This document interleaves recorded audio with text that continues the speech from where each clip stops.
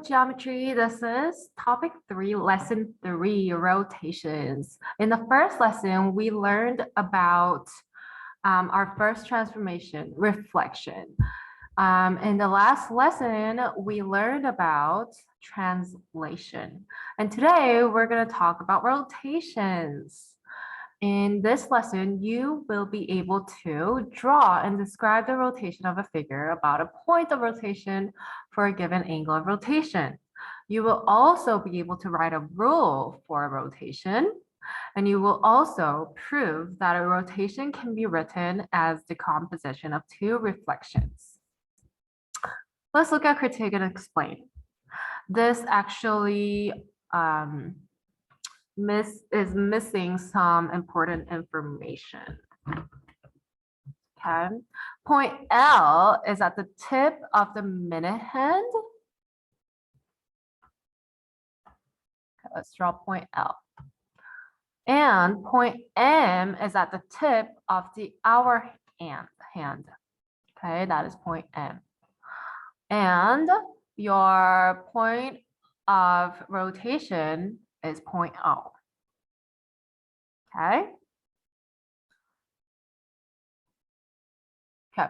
So Philippi says that the next time a point will coincide with point N, which is over here, right by 7, that is point N, okay, is at 7 o'clock.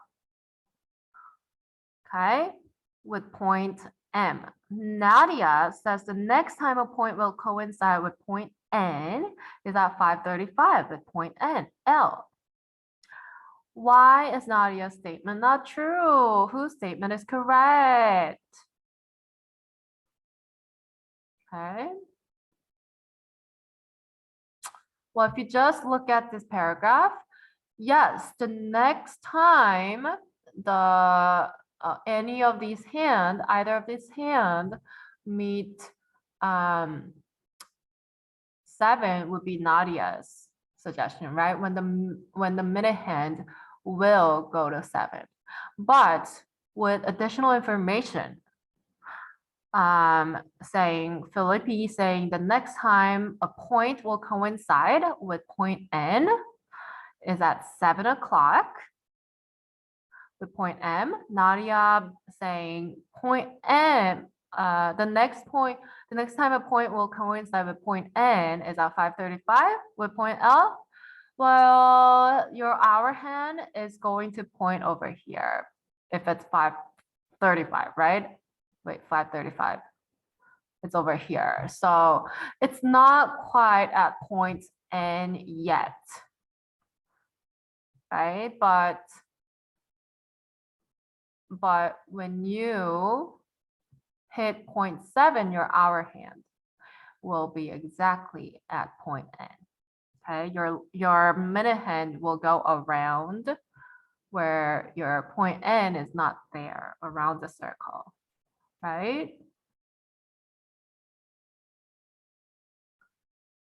So you can say Nadia's statement is not correct, although the minute hand will pass the 7 on the clock face first. The minute hand is longer than the hour hand, and thus point L will not coincide with point N at 5:35. Okay, let's write that down. The point L here is going to go below point N, right? So it's going to go past point N like that. It's not going to coincide with point N. Point N is going to coincide with point M because that's where your circle is going, right? All right. Part B, suppose the numbers on the clock face are removed. Write instructions that another person could follow to move the minute hand from 2 to 6. Okay, you cannot describe using the numbers now because all the numbers are removed. So how would you describe the minute hand moving from 2 to all the way down to 6? How? To move the minute hand from 2 to 6, you can use angle to describe. You know that full circle is 360 degrees. So how much is this angle in terms of a full circle? You have how many parts? Okay, if you divide it by half, that's 180 degrees. If you divide it by fourth or a quarter, that's 90 degrees. And this angle is a little bit more than 90 degrees, right? So you can write a fraction. It has 1, 2, 3, 4 out of 12 parts. It moves 4 out of 12 parts of the full circle. So 4 out of 12 is in fraction 1 out of 3, right? It moves 33%, about 33% or 1/3, right? So you're going to rotate it 120 degrees clockwise. 1/3 of a full circle is 120 degrees. The distance from 2 to 6 is 1/3 of the circle. So since the circle has 360 degrees, 1/3 of that is 120. Let's record that down. Write it down. Okay. To move the minute hand from 2 to 6, rotate it 120 degrees clockwise. The distance from 2 to 6 is 1/3 of the circle. So 360 divided by 3 is 120. Okay, so in this lesson, we're going to think about the essential question. What are the properties that identify a rotation? We will learn about the properties of a rotation. Let's look at example 1. Draw a rotated image. How can you perform 75 degrees rotation of triangle XYZ about point B? Okay. If they do not specify if it's a clockwise rotation or a counterclockwise rotation, how do you know? Okay, in this case, you just want to perform 75 rotation. So it wouldn't matter if you go clockwise or counterclockwise. Okay, but we're gonna go counterclockwise. How do you construct your rotation? So step 1, to rotate X, you're going to draw a line from P to X. Okay. And then using your protractor, you're going to measure 75 degrees from this line to draw another line to point X prime. I'm going to repeat that for other points and figure out 75 degrees to the same direction for other points. And then connect the points to get triangles XYZ prime. Okay. Do you think a rotated image would ever coincide with the original figure? So if you rotate it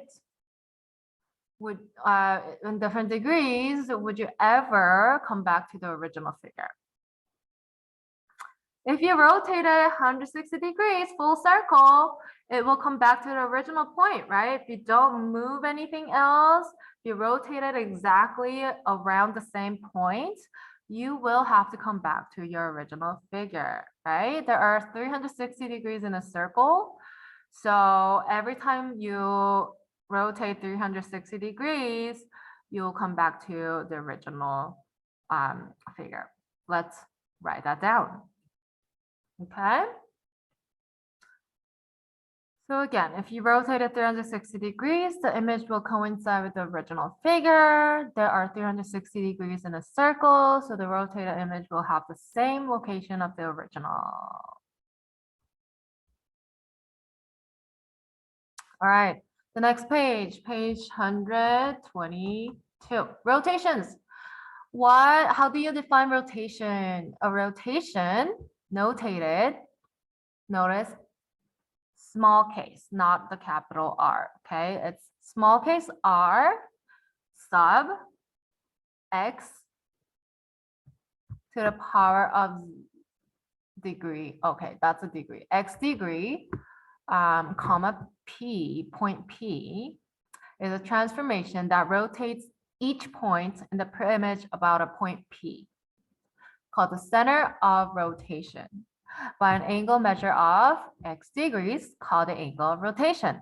A rotation has these properties. Okay, the image of point P is P prime. Okay, so P prime is equal to P. For a pre-image point A, PA, which is line drawn from point P to A, is equal to P to A prime. And the angle measurement of angle APA prime should be X degrees. A rotation should be a rigid motion. It's also a part of rigid motion. So what does that mean? The length and angle measure are preserved. Note that a rotation is counterclockwise for a positive angle measure. Okay, so if it's a positive angle, by default, you're gonna go counterclockwise. Now you know. Okay, if it's a negative degrees, that means you go clockwise. Right? Okay, so remember your notation for rotation. You will have R and then X degree. So how many degree are you rotating by what point? Okay, look at rotations in the coordinate plane. Rules can be used to rotate figure 90 degrees, 180 degrees, and 270 degrees about the origin L in the coordinate plane. We have some rules for rotating 90 degrees, 180 degrees, and 270 degrees. Rotating the point 90 degrees by default counterclockwise. So you're going this way, okay? Would by point O, which is the origin, would be negative y comma x from point x comma y. Okay, so you flip your point, you flip your x and y coordinates, and your y coordinate, your y value, your x coordinate, which is your y value, becomes negative. Okay. When you're rotating 180 degrees, you are moving 2 quadrants counterclockwise. Okay. So then all your x and y values become the opposites. When you're rotating 270 degrees, you're moving 1, 2, 3 quadrants away. So again, your x and y values would be reversed, but your y coordinate, which is your x value, would be a negative. So it's an opposite. If it started with a negative, it becomes a positive. Okay? So keeping that in mind, we're going to draw rotations in the coordinate plane. What is rotation of 90 degrees about the origin? That is how you read that notation. Figure quadrilateral ABCD. Okay, a rotation of 90 degrees about the origin, you're going over here, right? You're going to follow this rule. Your original point x comma y becomes negative y comma x. So look at your vertices. A is starting from 3, 5. And this is your original x comma y. If you're changing it to negative y comma x, what is your image point? Your y value 5 comes to your x value and it becomes negative, right? So you have negative 5 and then your x value in the y position. So that is your new point, A prime. Okay, plot your new point, negative 5, 3 right here. Okay, and if you draw a line, it should be exactly 90 degrees counterclockwise. Okay, but using coordinate points, you already have rules. Use the rules, negative y comma x. Remembering negative y comma x, look at point B. 1,7 becomes -7,1. Flip your x and y values, make your first value negative, okay? Same thing for C. -2,4 becomes -4, -2.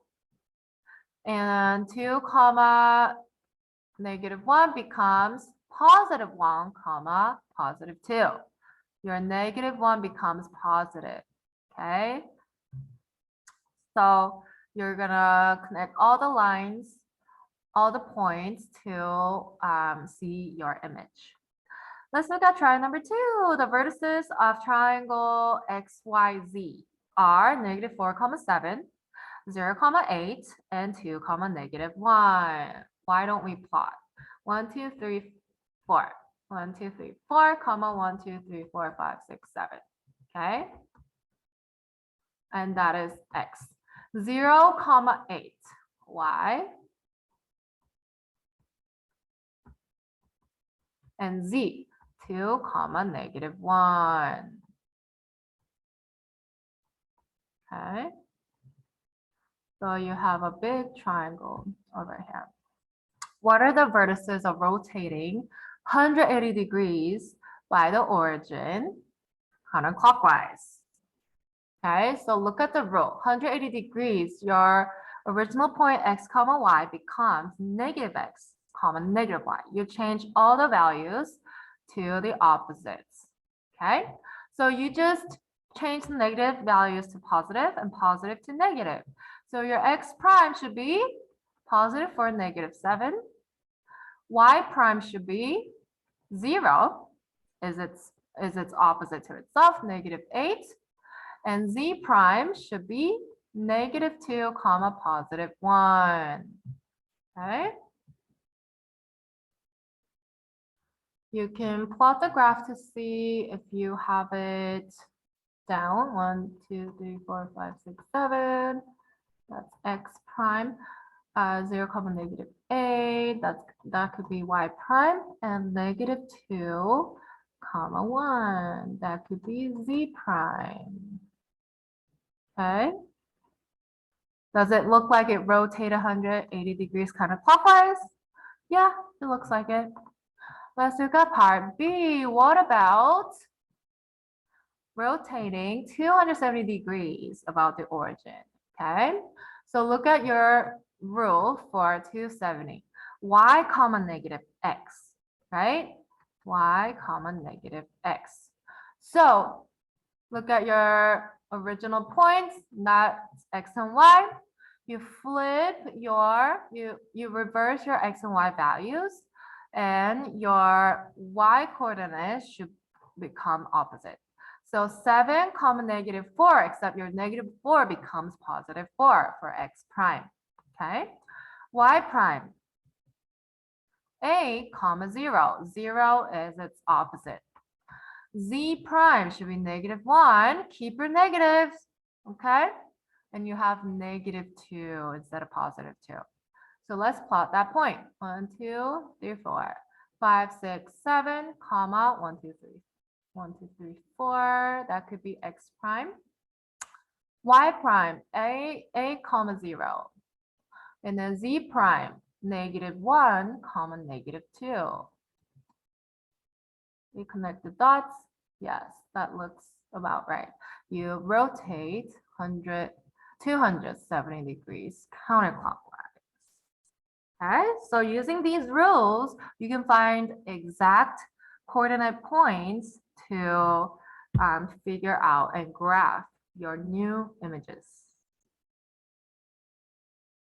Let's look at example 3. Using rotations.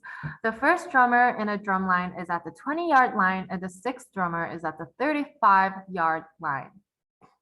The drum line rotates counterclockwise 180 degrees about the sixth drummer, and then rotates 135 clockwise about the first drummer.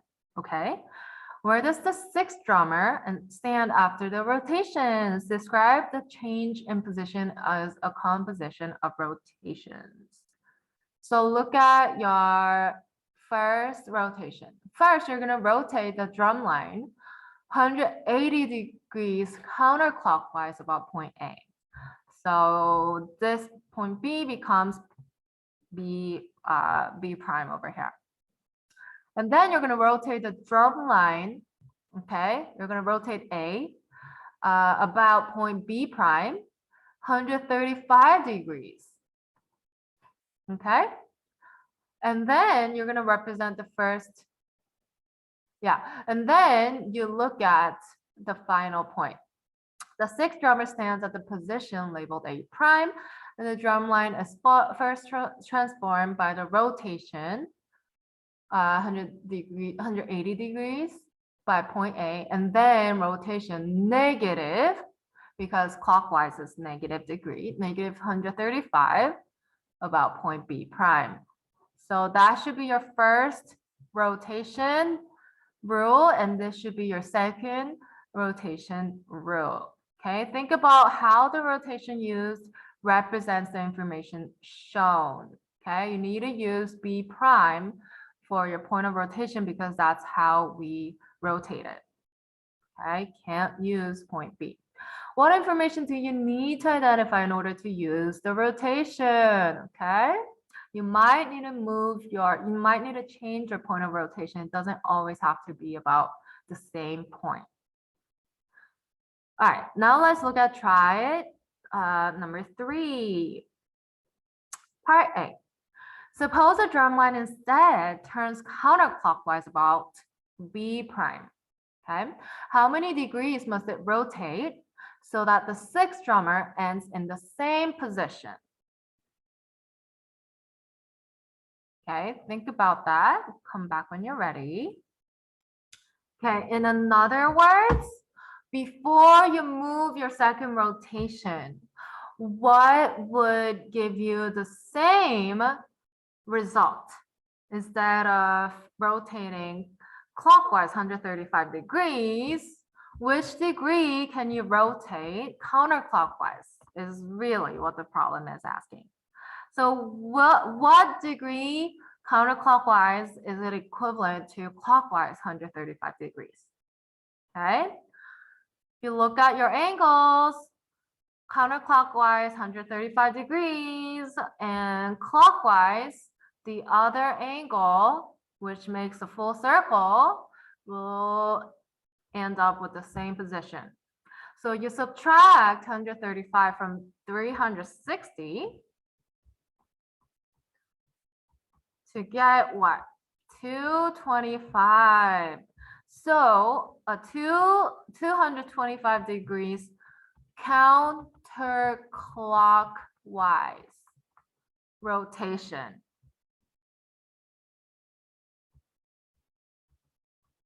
is the same as 135 clockwise rotation.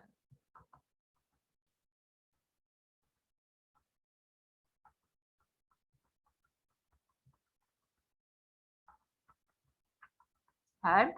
Can the composition of rotations be described by rotating 45 degrees counterclockwise by point A? Since 180 minus 135 is equal to 45 degrees. Can it really be described like that? No, we're talking about from the start, beginning to the end. Can we say from here to here, we have total of 45 degrees rotating counterclockwise? No, because why? Because why wouldn't that work?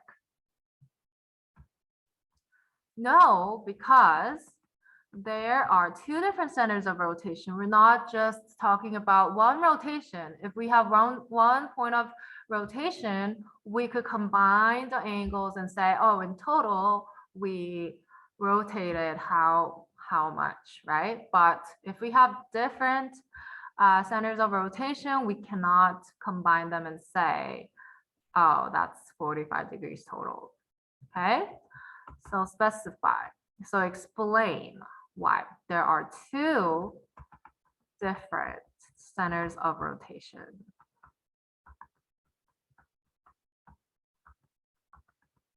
Okay, good.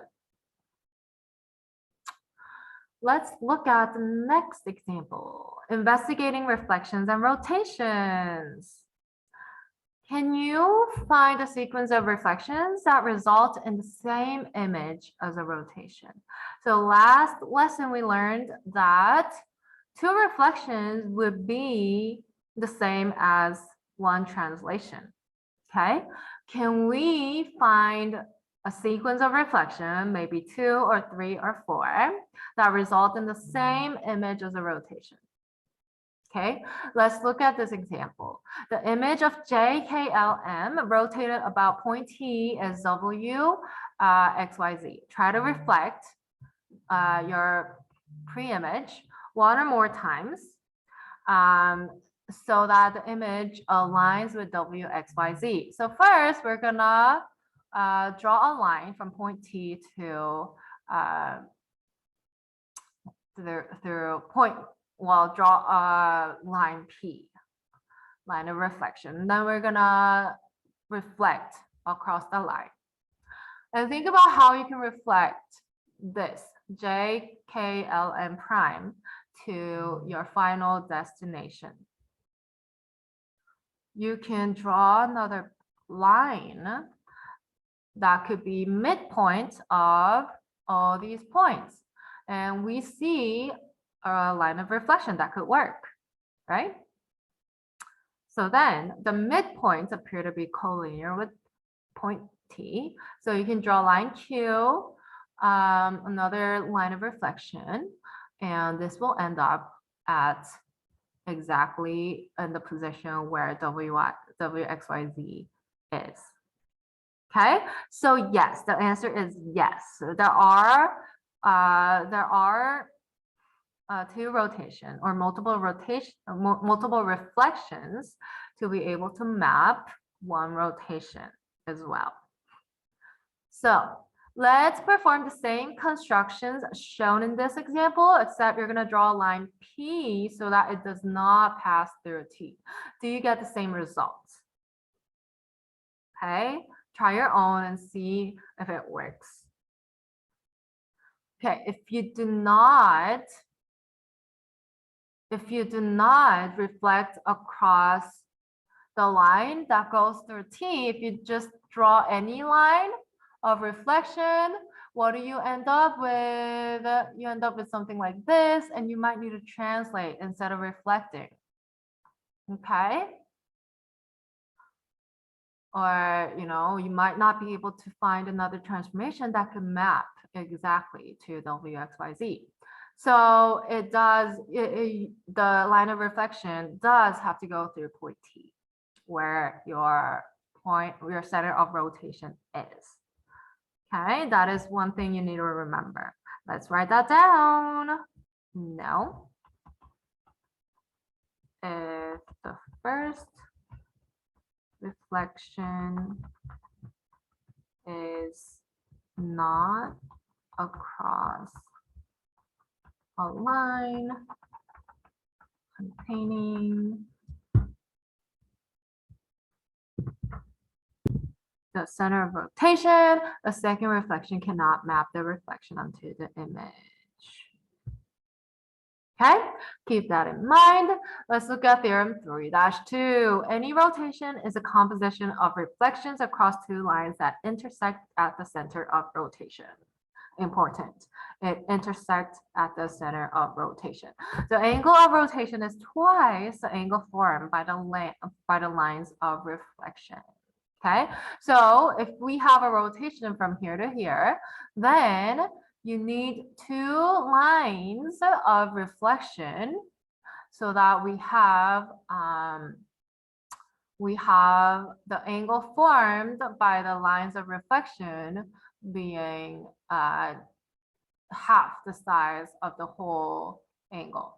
Okay, so if the angle of rotation, angle of the two lines of reflection is y, and the total angle of rotation is x, y should equal to half size of x, or x has to be twice y, so 2 times y. Okay, Let's look at example 5. We're going to prove theorem 3-2. Okay, it might not make sense, but make sure you see it so that you know, yes, it's proven. Okay, given rotation of angle x about point P of point A, so you're rotating point A about point B counterclockwise by x degrees, and you end up with B. Okay, that's given. We're gonna prove there exists two lines eminent such that two reflections from point A to B will equal to one rotation from A to B. Okay, and the measure of the angle formed by lines M and N is half of x. Okay, so this is the proof. Look at our first line of reflection M that goes through point P.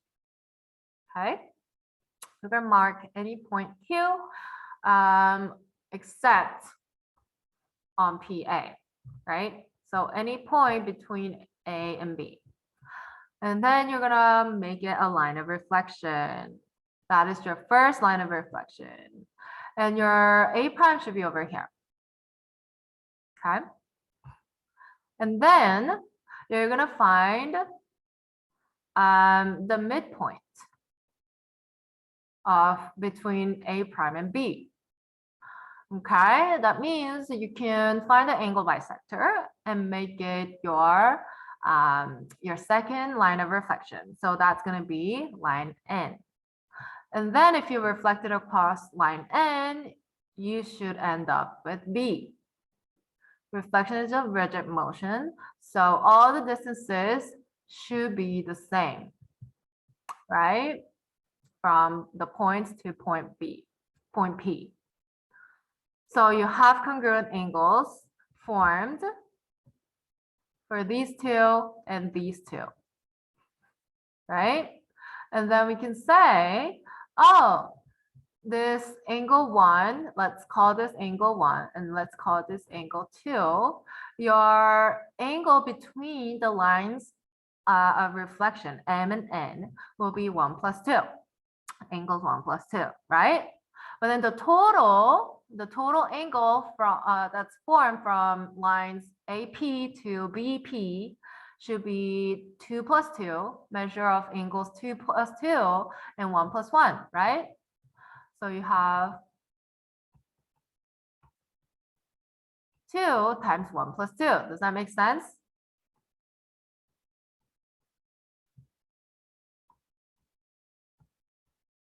Okay. So that's how we can prove that yes, we can make two lines of reflection to set it equal to one rotation, and so that the angles formed by those two lines of reflection would be half as the total angle of rotation. Okay. Let's look at try number 5. Suppose point Q is closer to point B. Point Q is closer to point B. Or even outside the angle APB. Okay. Does the relationship still hold for the angle between reflection lines and the angle between the image and the image? Ooh, I kind of talked about this when I was explaining the steps. Does it still hold? Are we still gonna be able to prove this?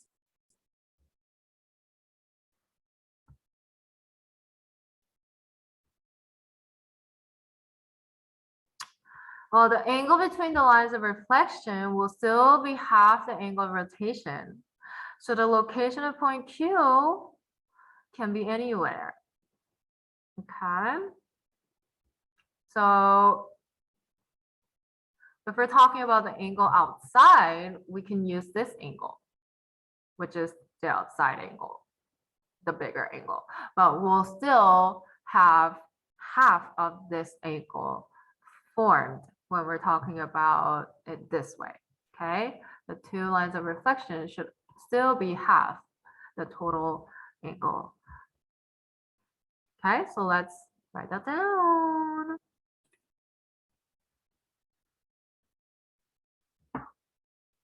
Okay. So think about how you can tell if two lines of reflection will result in a rotation. How can you tell even without looking at that proof? You can look to see if the intersection of the two lines of reflection is the center of the given rotation, right? So now that this theorem stands, you can tell if two lines of reflection will result in a rotation when you have the same point of rotation for the intersection of the two lines. Okay, the intersection point of two lines of reflection is equal to the center point of rotation. Then it's okay, it's safe to assume that two lines of reflection will result in that rotation. Okay, so in summary, a rotation, again, is a transformation, type of transformation that rotates each point in the image about the center of rotation through the angle of rotation. Okay, this is the third transformation we looked at. Reflection, translation, and then rotation. Okay, so far we learned three types of transformations. Any rotation is a composition of reflections across two intersecting lines. Okay, so rotation could be defined as composition of reflections, any rotations. Okay, so that was lesson 3-3, rotations. And we'll see you in the next lesson. Bye.